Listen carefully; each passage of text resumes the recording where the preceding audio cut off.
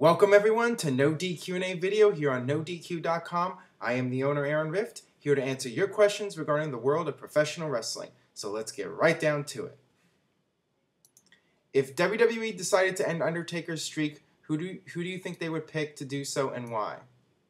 I do not think that the Undertaker's streak is going to end. But if it does end, it'll end whenever his last match is. Now, is it going to be this year because he's going into it possibly 20-0, or will he end up 19-1? If there was somebody to end the streak, it should be somebody that WWE sees as the future of the company. You know, the guy that can say he beat Undertaker. It would have to be somebody really big, and probably somebody who's the future of the business.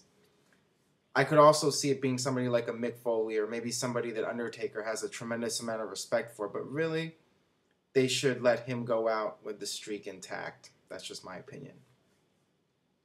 Hey Aaron, great show. What are your thoughts on Joker Sting versus Undertaker at WrestleMania?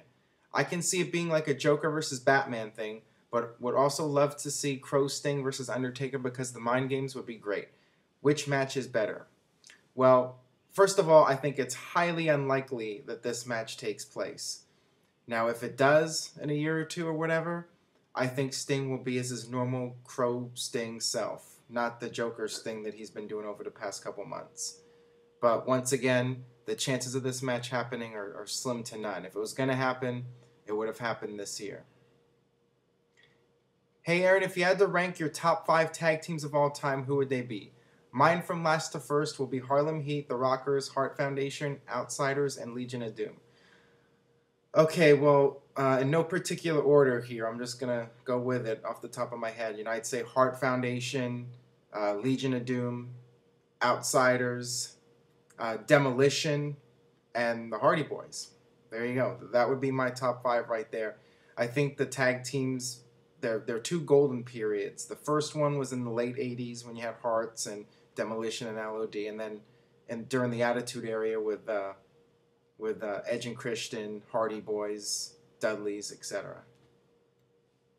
Should WWE bring back the War Games match?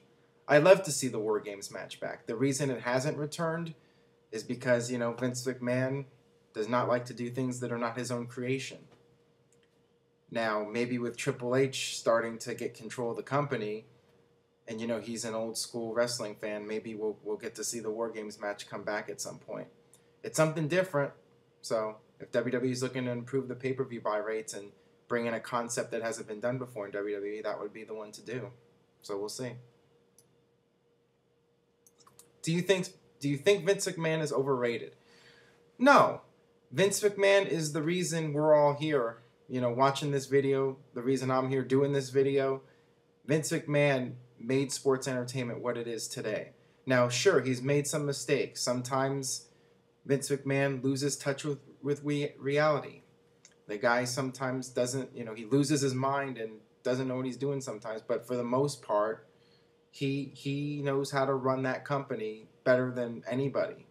And he knows what to do to, you know, draw people to the arenas and just create that product that we've all come to love. So yeah, he's not overrated, I don't think, at all.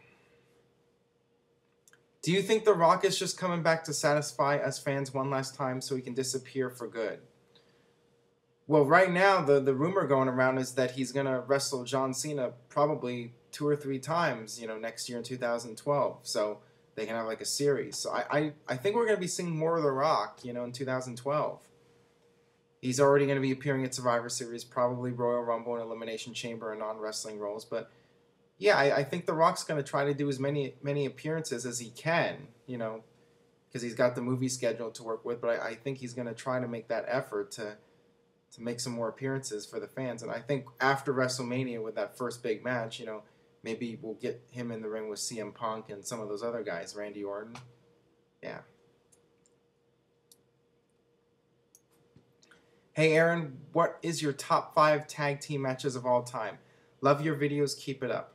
Well, going back to the tag teams earlier, I think of Hart Foundation and Demolition from SummerSlam 1990, the 2 out of 3 falls match. Going into the Attitude Era, you know, those TLC matches, you know, all of them could be argued for the top 5. The SummerSlam 2000, that TLC match with Hardy's, Dudley's, Edge, and Christian. That one would be at the top of my list. And yeah, so just pick any of those matches to put in the top 5. I'm not sure exactly what my top 5 would be, but those are the ones that stick out the most to me. Perhaps this is in poor taste, but does TNA now stand for total nonstop alcoholics? Will Kurt's DUI affect his role in TNA, and will this incident be a possible way out for him to return to WWE, perhaps even to face Undertaker at WrestleMania? No, this is not a way out for Kurt Angle to get back into WWE.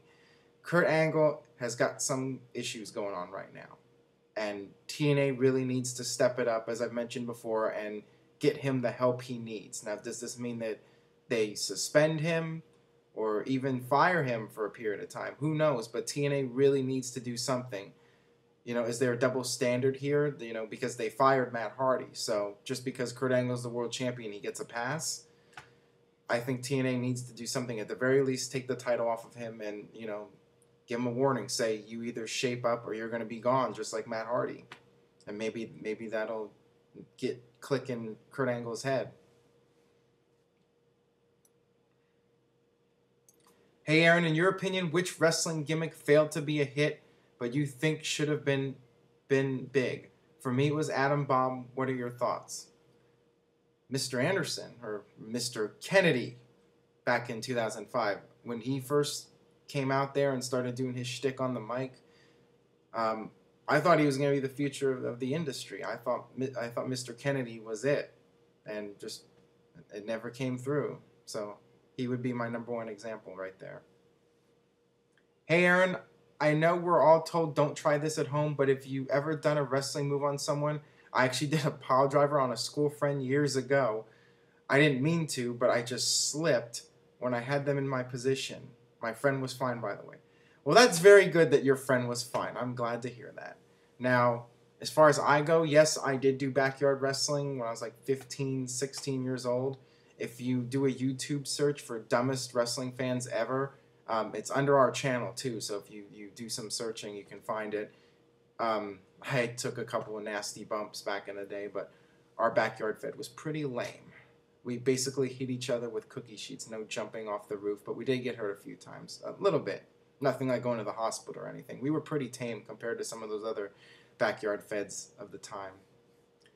All right, that about does it for NoDQ&A video here on NoDQ.com. You can leave a comment, youtube.com/NoDQCAW. And my question to you guys to wrap things up is, who do you think will win at Night of Champions? CM Punk or Triple H? Let me know what you think, and we will see you next time.